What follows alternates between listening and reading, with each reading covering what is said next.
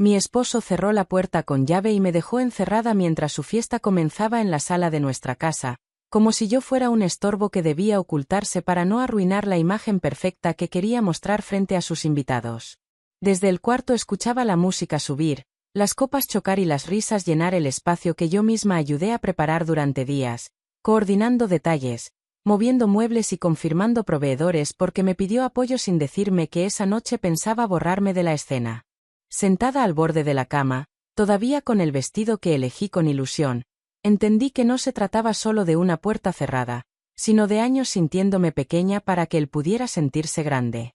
Mientras brindaban por su éxito, respiré hondo y abrí el closet con una calma nueva, saqué una maleta y guardé mi ropa junto con documentos importantes y algo más que cambiaría el rumbo de esa historia. Cuando la música se apagó y la puerta volvió a abrirse, la sorpresa ya no estaba en la fiesta, estaba en mi decisión. Esa noche no fue un impulso, fue el resultado de muchos años en los que fui acomodando mis sueños para que su carrera avanzara sin obstáculos. Cuando nos casamos, ambos trabajábamos y hablábamos de crecer juntos, pero poco a poco mis metas fueron quedando en pausa porque alguien tenía que sostener la casa mientras él aceptaba cada nuevo proyecto que prometía reconocimiento y mejores ingresos. Renuncié a un ascenso importante porque implicaba viajar y, según él, eso afectaría su concentración. Dejé cursos a la mitad porque los horarios no encajaban con sus reuniones. Ajusté mi agenda para estar disponible cuando necesitaba apoyo, incluso cuando eso significaba pasar noches enteras revisando presentaciones, corrigiendo textos y organizando eventos que después firmaba como logros propios. Siempre fui yo quien resolvía imprevistos, quien hablaba con proveedores, quien mantenía en orden las cuentas para que no hubiera retrasos. Yo era la que hacía rendir el dinero cuando algún negocio no salía como esperaba, la que recortaba gastos personales para que él pudiera invertir en su imagen profesional. Mientras tanto, su discurso ante amigos y colegas hablaba de esfuerzo individual, disciplina y visión, como si todo hubiera surgido de la nada. Con el tiempo, el control financiero empezó a cambiar de forma silenciosa. Las decisiones grandes pasaban primero por su aprobación, aunque los números los llevara yo. Las cuentas comenzaron a centralizarse bajo su argumento de simplificar, y cualquier cuestionamiento se convertía en una discusión donde terminaba sintiéndome exagerada. Decía que yo debía confiar, que todo lo hacía por nuestro futuro, que la estabilidad dependía de mantener cierta apariencia frente a personas influyentes. También llegaron comentarios que parecían pequeños, pero dejaban huella. Opiniones sobre mi forma de vestir cuando había reuniones importantes, sugerencias de mantenerme en segundo plano para no interrumpir dinámicas, bromas frente a otros que me pintaban como alguien sensible o poco práctica. Reírme de mí misma se volvió una estrategia para evitar tensiones, aunque por dentro cada burla sumara peso. La casa que tanto presumía como símbolo de éxito se sostenía con horas invisibles de trabajo que nadie veía. Cada evento que organizaba tenía detrás listas, llamadas y negociaciones que yo asumía sin esperar aplausos, convencida de que el reconocimiento compartido llegaría en algún momento. Sin embargo, la escena de esa fiesta dejó claro que su concepto de éxito no incluía mi presencia cuando podía estorbar la narrativa que quería construir. Comprendí entonces que el encierro no fue un acto aislado, sino la versión más evidente de un patrón que llevaba tiempo creciendo. Durante años acepté ceder espacio creyendo que era parte de un proyecto en común, sin notar que poco a poco mi voz se hacía más pequeña dentro de mi propia vida. Aquella noche, mientras la música seguía abajo y yo terminaba de cerrar la maleta, entendí que el sacrificio dejó de ser amor cuando empezó a borrarme. Cerrar esa maleta no borró de inmediato todo lo que había vivido, pero mientras doblaba cada prenda comenzaron a desfilar recuerdos que durante años intenté minimizar para no aceptar lo evidente. La fiesta no era un hecho aislado. Era la versión más clara de una historia que se fue construyendo con pequeños gestos de desprecio que aprendí a disfrazar como detalles sin importancia. Hubo cenas con socios donde me pidió cambiar de opinión frente a todos para no contradecirlo, aunque la idea original hubiera sido mía.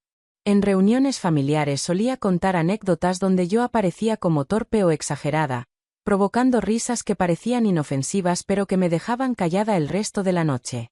Más de una vez escuché que debía agradecer tener estabilidad y no complicar las cosas con inseguridades. En una ocasión organizó un encuentro importante y, después de semanas de trabajo conjunto, Me presentó como alguien que solo había ayudado con detalles menores. Aquella frase me atravesó, pero preferí sonreír para no arruinar el ambiente. Otra tarde, cuando sugerí invertir en algo a mi nombre para equilibrar responsabilidades, respondió que no era necesario dividir lo que ya estaba bien administrado, insinuando que cuestionar era una falta de confianza. Las decisiones relevantes empezaron a comunicarse como hechos consumados. Cambios en inversiones, compromisos financieros, acuerdos con terceros. Todo llegaba a mí cuando ya no había espacio para opinar. Si mostraba incomodidad, la conversación giraba hacia mi carácter, no hacia el fondo del asunto. Terminé dudando de mi propio criterio, como si pedir claridad fuera un error. También aparecieron comparaciones disfrazadas de consejo. Comentarios sobre esposas de colegas que sabían mantenerse discretas, que entendían la importancia de no intervenir. Historias repetidas sobre parejas que apoyaban sin cuestionar. Cada ejemplo llevaba implícita la idea de que mi valor estaba en acompañar en silencio. Hubo celebraciones donde posó para fotos mientras yo quedaba fuera del encuadre con el pretexto de atender pendientes. Mensajes que respondía en secreto durante cenas familiares y que, al preguntar, se convertían en acusaciones de desconfianza. Promesas de tiempo compartido que siempre se posponían por compromisos urgentes relacionados con su imagen. Con cada episodio aprendí a hacerme más pequeña para evitar conflictos mayores. Ajusté mi tono, medí mis palabras y elegí batallas que nunca llegaban a resolverse.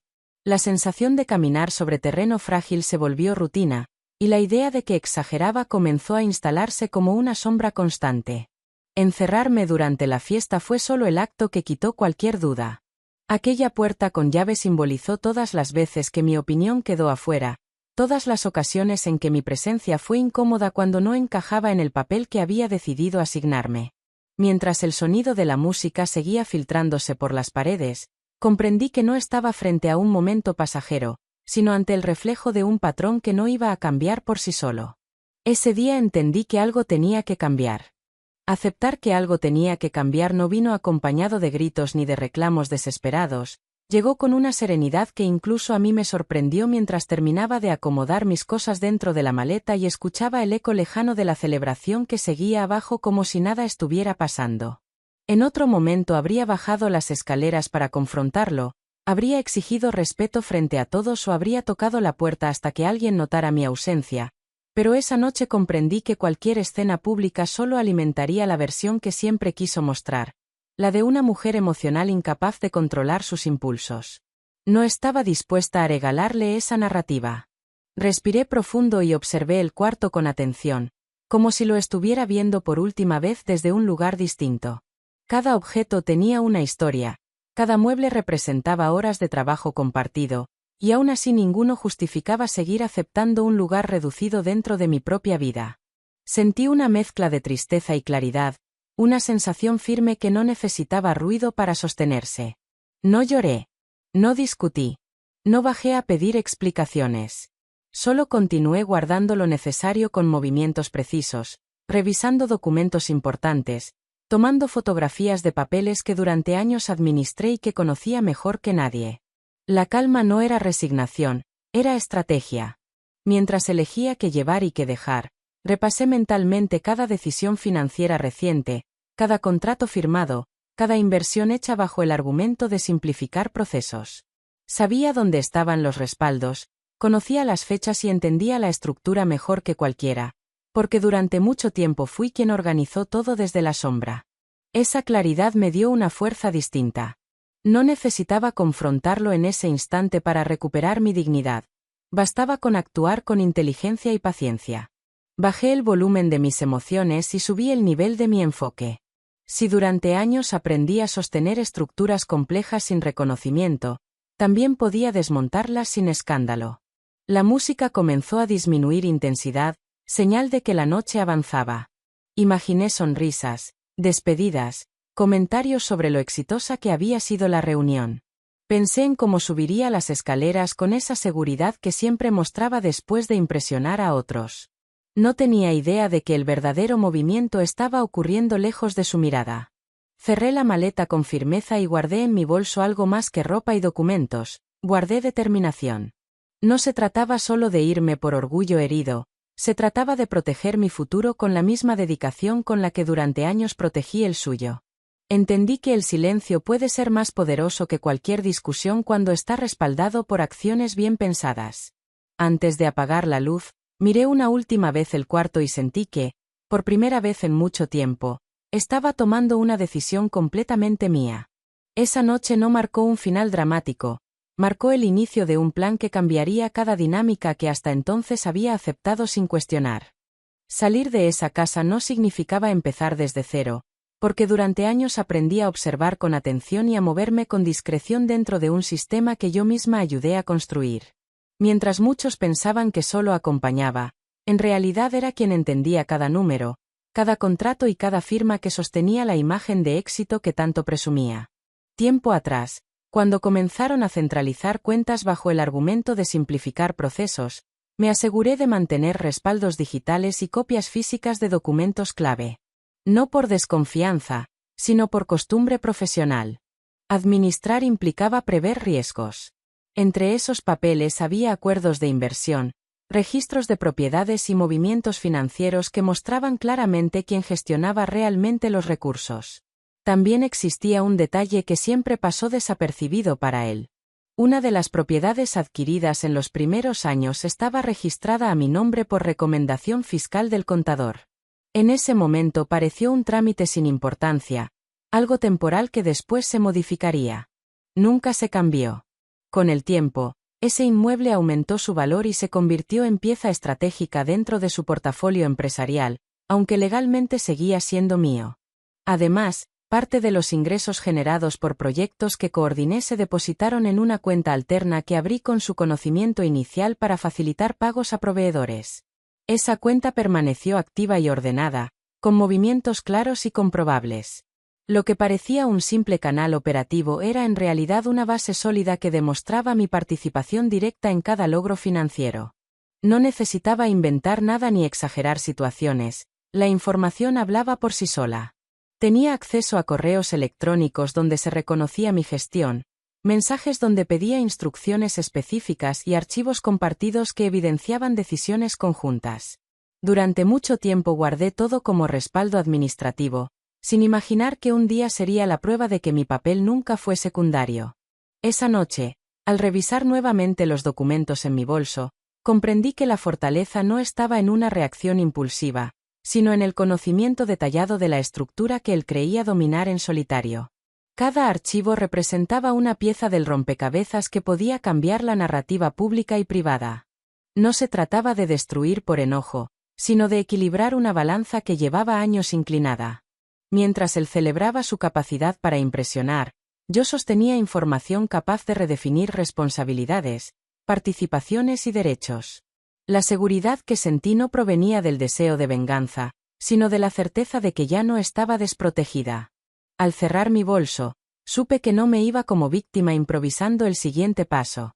Me iba con herramientas legales, financieras y estratégicas que podían reordenar cada dinámica establecida. Aquello que siempre consideró un apoyo silencioso estaba a punto de convertirse en el factor que cambiaría por completo su panorama. La historia que presentó esa noche como ejemplo de éxito individual tenía fundamentos compartidos, y estaba lista para demostrarlo en el momento adecuado. Al salir de la casa no fui a buscar consuelo ni a contar mi versión a familiares, fui directo a proteger cada paso que estaba por dar. Pasé la noche en un hotel discreto y, a primera hora de la mañana siguiente, pedí cita con un abogado especializado en derecho patrimonial que una amiga me había recomendado años atrás, cuando todavía creía que jamás necesitaría asesoría personal. Llegué con una carpeta organizada, respaldos digitales y una lista clara de hechos. No hablé desde el dolor, hablé desde los datos. Expliqué cómo funcionaban las cuentas, quién gestionaba contratos, qué propiedad estaba registrada a mi nombre y cuáles eran los movimientos recientes que podían afectar mi participación legal. El abogado escuchó con atención y, mientras revisaba documentos, confirmó algo que ya intuía. Mi posición era más sólida de lo que él imaginaba. De inmediato iniciamos acciones preventivas. Se notificó formalmente la titularidad del inmueble que seguía a mi nombre, se solicitó revisión de ciertas transferencias y se bloqueó cualquier intento de modificación sin mi autorización. No era un ataque, Era una protección legítima. Cada paso quedó respaldado por procedimientos claros y dentro del marco legal. También se envió una solicitud para auditar proyectos donde aparecía mi firma como gestora administrativa. Aquello obligaba a transparentar números ante terceros y dejaba constancia de mi participación directa. La narrativa del éxito individual comenzaba a enfrentarse con registros oficiales que mostraban una estructura compartida. Mientras tanto, cambié accesos digitales vinculados a cuentas donde tenía autoridad, actualicé contraseñas y activé notificaciones para cualquier movimiento relevante. No levanté la voz ni envié mensajes impulsivos. Todo se manejó con formalidad y tiempos precisos. Entendí que la mejor respuesta no era exponer enojo, sino actuar con inteligencia y firmeza. Horas después, el primer efecto comenzó a notarse. Intentó realizar una operación relacionada con el inmueble estratégico y el sistema marcó restricción por titularidad. Al mismo tiempo, recibió notificación de revisión administrativa sobre proyectos que consideraba cerrados. No había escándalo, había procedimientos activados. Imaginé su sorpresa al encontrarse con límites donde antes se movía con absoluta confianza. Durante años pensó que el control era total, sin reparar en que cada estructura tenía bases legales claras. Esa seguridad construida sobre la idea de que yo nunca reaccionaría empezó a resquebrajarse sin necesidad de confrontación directa. Esa tarde no contesté llamadas ni mensajes. Sabía que intentaría entender qué estaba pasando. Preferí dejar que los documentos hablaran primero. La serenidad con la que tomé cada decisión contrastaba con la imagen que siempre proyectó sobre mí. No había dramatismo, había estrategia. La frase que repetí en silencio mientras firmaba los últimos papeles fue simple y contundente. La mejor venganza no es gritar, es actuar. La reacción no tardó en llegar, aunque no fue un enfrentamiento directo como muchos imaginarían. Primero apareció el silencio incómodo, después los intentos insistentes de comunicarse y finalmente los mensajes que ya no tenían el tono seguro de siempre. Algo estaba fallando en su mundo perfectamente calculado, y por primera vez no tenía el control absoluto de la situación. Intentó cerrar un acuerdo importante relacionado con una inversión que dependía del inmueble registrado a mi nombre, pero la operación quedó detenida por la notificación legal que confirmaba mi titularidad exclusiva. El trámite no podía avanzar sin mi autorización formal, y esa autorización simplemente no existía. La sorpresa fue mayor cuando descubrió que también se había iniciado una revisión administrativa sobre proyectos donde mi gestión aparecía documentada. Las tarjetas vinculadas a cuentas compartidas comenzaron a reflejar movimientos limitados, no por un capricho, sino por ajustes preventivos que solicitamos para proteger activos en proceso de revisión. No hubo escándalo público en ese momento, pero sí una cadena de obstáculos que alteró la imagen de estabilidad que tanto cuidaba frente a socios y conocidos. Recibí un mensaje donde preguntaba si estaba exagerando, si todo aquello era necesario, si no podíamos hablar en privado para resolver malentendidos. La narrativa cambió de seguridad a desconcierto en cuestión de horas. Aquella persona que me dejó encerrada para no arruinar su evento ahora buscaba explicaciones con urgencia. Algunos colaboradores comenzaron a notar retrasos en autorizaciones que antes se resolvían con rapidez. Ciertas decisiones quedaron en pausa porque requerían firmas conjuntas o aclaraciones sobre estructura legal. El efecto dominó avanzaba sin gritos ni amenazas, únicamente respaldado por procedimientos formales que ya estaban en marcha. Esa tarde, mientras revisaba actualizaciones con el abogado, supe que el impacto apenas comenzaba. No se trataba de destruir su carrera, sino de obligarlo a reconocer que la historia no estaba construida sobre una sola voluntad. Cada documento activado representaba un límite claro, cada notificación oficial era una señal de que el equilibrio había cambiado. Las llamadas aumentaron en intensidad. Pasó de la incredulidad a la molestia y de la molestia a una aparente preocupación por arreglar las cosas. Sin embargo, ya no me movía la culpa ni el miedo a parecer conflictiva. La calma que nació aquella noche seguía intacta, reforzada ahora por resultados visibles. En su entorno empezaron a surgir preguntas incómodas. ¿Por qué ciertas operaciones estaban detenidas? ¿Qué significaba la revisión administrativa? ¿Por qué un inmueble clave tenía titularidad distinta a la que todos asumían? No eran rumores, eran datos verificables que pedían explicación. El escenario que había construido con tanto cuidado comenzó a mostrar fisuras. Y lo más revelador fue entender que no necesitaba hacer ruido para que el impacto se sintiera. La primera caída no fue un escándalo público, fue la pérdida silenciosa de control que tanto valoraba. La tensión que empezó en silencio terminó saliendo a la luz cuando uno de sus socios principales convocó a una reunión urgente para aclarar la situación de los proyectos detenidos y del inmueble cuya titularidad generaba dudas. No era un encuentro informal. Estaban presentes inversionistas, asesores y personas que durante años escucharon la versión de que todo el crecimiento había sido fruto de un esfuerzo individual impecable. Acepté asistir acompañada de mi abogado, no para provocar un espectáculo, sino para presentar información de forma clara y ordenada. Al entrar a la sala sentí miradas cargadas de sorpresa, porque muchos asumían que mi papel siempre había sido secundario. La expectativa era evidente. Querían entender por qué ciertas operaciones estaban bloqueadas y qué significaban las notificaciones legales recientes. La conversación comenzó con preguntas técnicas. Se habló de autorizaciones pendientes, de movimientos financieros en revisión y del registro oficial del inmueble estratégico. En ese momento, mi abogado solicitó la palabra y presentó documentos que confirmaban mi titularidad, junto con respaldos de gestión administrativa firmados y correos donde se reconocía mi participación directa en decisiones clave. El ambiente cambió de inmediato. Ya no era un asunto doméstico, era una realidad jurídica frente a testigos que entendían el peso de cada papel. Algunos revisaron copias impresas, otros observaron en silencio mientras se proyectaban registros que demostraban que mi nombre aparecía en contratos relevantes. No había acusaciones emocionales, solo evidencia ordenada. Intentó minimizar la situación argumentando que todo formaba parte de una dinámica interna, pero las fechas, firmas y transferencias hablaban con precisión. La revisión administrativa no era un capricho. Era un procedimiento válido derivado de mi rol formal dentro de la estructura. Cada dato desmontaba la narrativa de control absoluto que había sostenido durante años. Las miradas que antes me veían como acompañante comenzaron a evaluarme desde otra perspectiva. Comprendieron que no se trataba de un conflicto personal, sino de una omisión deliberada de información relevante.